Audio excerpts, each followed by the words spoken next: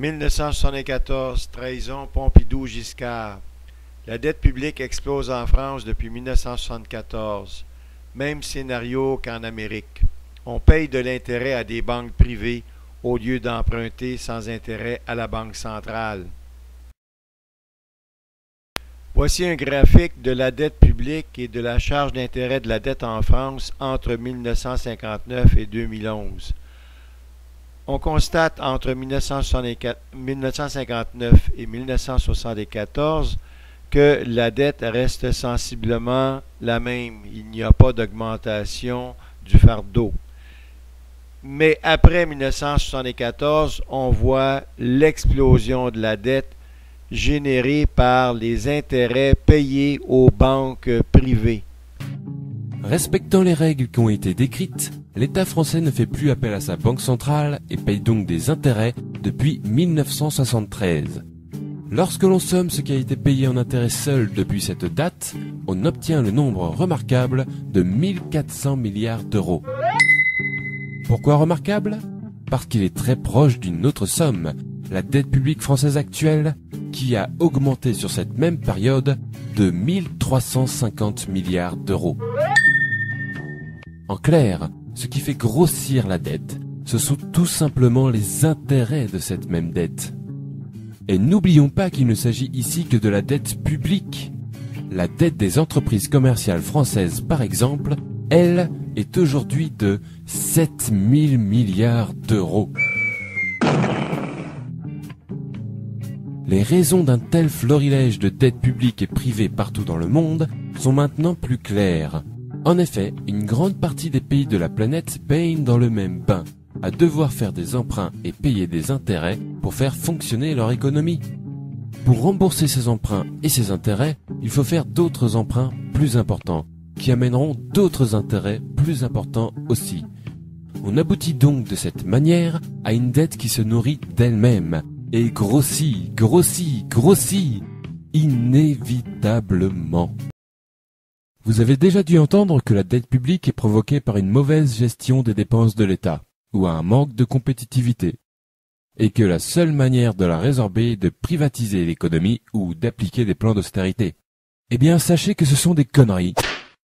Il est mathématiquement impossible de résorber l'ensemble des dettes publiques et privées sans aborder la question de la création monétaire par le crédit avec intérêt, puisqu'elles en sont les causes naturelles.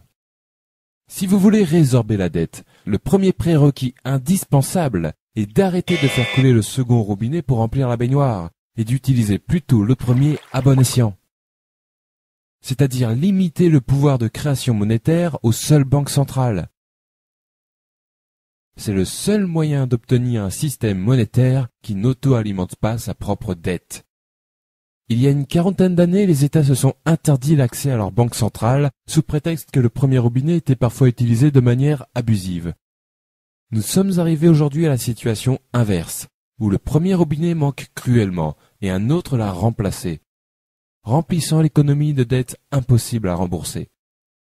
Tout cela, ne l'oublions pas, au profit des grandes banques et de leurs créanciers. Je trouve déplorable qu'un sujet si crucial ne soit ne serait-ce que débattu par la classe politique, ni ne soit jamais traité dans les grands journaux. Merci de votre attention.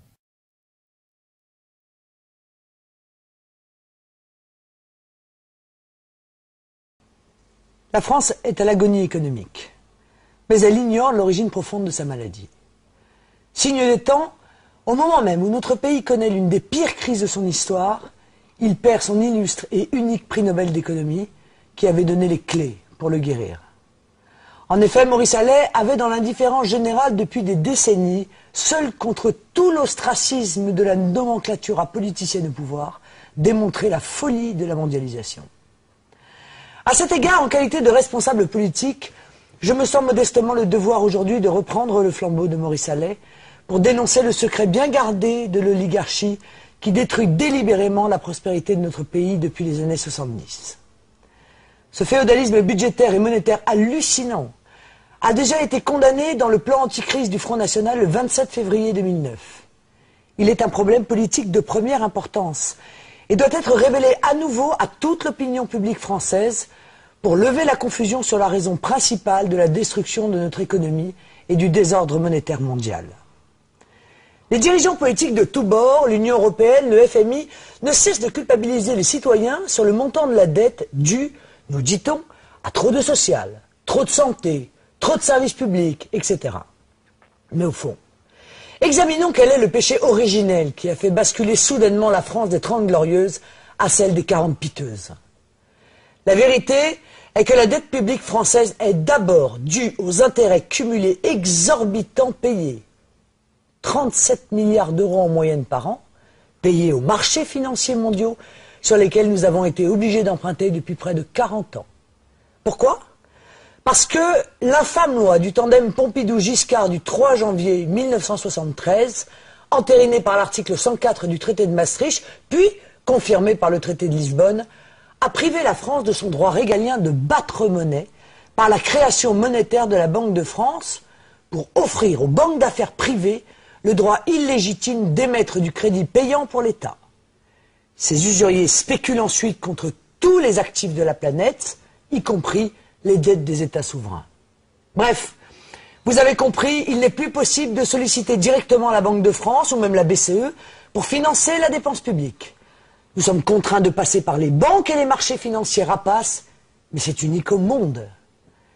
Ce mode de financement direct des besoins de l'État, appelé monétisation de la dette, consistait pour notre Banque centrale nationale à prêter naturellement à taux d'intérêt quasi nul, c'est-à-dire à créer gratuitement de la monnaie utile au développement de ces infrastructures, écoles, hôpitaux, routes, ponts, armées, aéroports, bibliothèques, etc.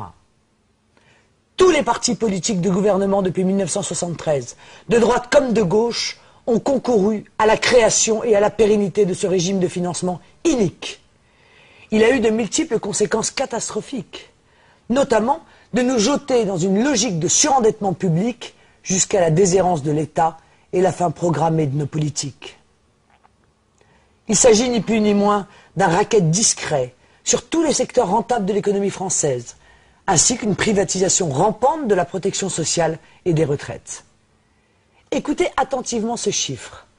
Notre dette est de 1650 milliards d'euros. Eh bien, fin 2010, la collectivité nationale aura payé plus de 1355 milliards d'euros d'intérêts financiers cumulés depuis 1973. Si nous avions maintenu le mode de financement national antérieur, les intérêts auraient été nuls sur la période 1973-2010. Pire, sur une période de 37 ans, on constate que la dette publique est constituée à 85% du paiement des intérêts. C'est l'effet boule de neige bien connu des économistes qui forment une dette perpétuelle jusqu'au point de rupture.